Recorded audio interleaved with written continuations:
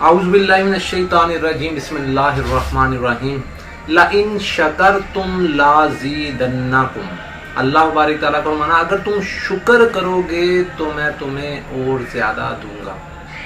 तो मेरे भाइयों, आज का हमारा जो मौजू है वो है सैलानुर रहम, जिसे आम जुबान में लिकोरिया भी कहते हैं।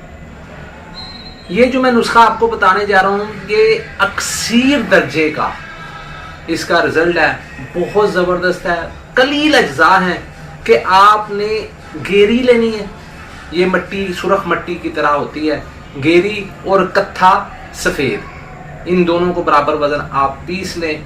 एक माशा सुबह, एक माशा शाम, शरबत अंजबार के साथ आप इस्तेमाल करें। अल्लाह की रहमत से सैलाने रहम, जरियान खून किस नक्सीर से आ रहा हो, बवासीर से हो या किसी जगह से हो, ऊपर छिड़क भी सकते हैं, कोई ज़ख़म वगैरह और खिला भी सकते हैं।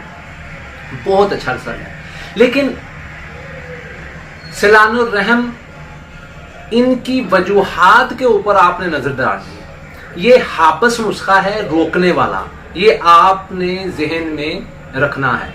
लेकिन अगर आप लिकोरिया की किस्मों को जानेंगे, फिर आपका इलाज करना आसान हो जाएगा। मिसाल है, अगर आपका लिकोरिया सोजिशी हो, सोजिशी में क्या होता है कि उसमें आपको जलन होगी और उसके बाद जो है वहां पे से स्मेल आएगी। ये स्मेल वाले, जिससे बदबू आए और जिसमें सोजिश हो, उस लिकोरिया के लिए ये नहीं है। अब लिकोरिया रहम में रसोलियां हों, पानी की थैलियां हों, उसमें भी लिकोरिया जाहिर होता है कि वो पानी जो है रिस रिस के निकलता है, तो उसमें भी आप इसको इस्तेमाल नहीं कर सकते।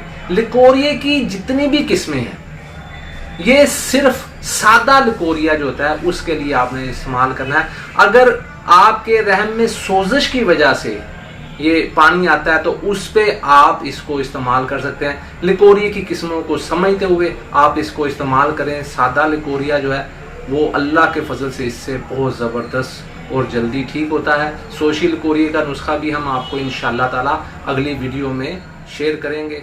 दुआओं में याद रखिएगा।